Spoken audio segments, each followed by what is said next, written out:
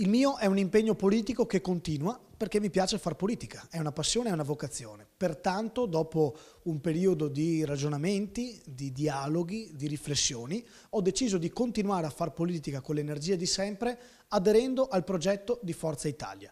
Ho aderito al contenitore in questo momento a me più vicino rispetto al posizionamento ideale che ho sempre avuto e che ho sempre portato avanti con convinzione. Io ero un liberale, politico, economico, un uomo moderato di centrodestra, in sintonia con la tradizione cristiana popolare di questo territorio, convintamente federalista. Rimango tale.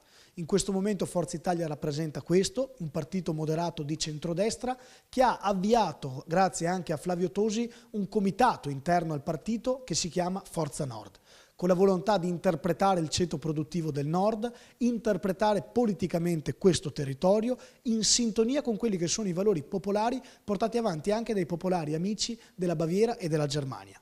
È uno spirito con cui aderisco teso a costruire, edificare una rete, con grande umiltà e disponibilità verso Forza Italia. Vogliamo costruire un movimento serio che guarda al futuro anche del Veneto, considerato un appuntamento importante, quello di ottobre, che inevitabilmente scriverà un capitolo nuovo dopo 15 anni di era Zaia. Noi siamo qua, io sono qua, con la voglia di sempre, dopo tutto è già domani.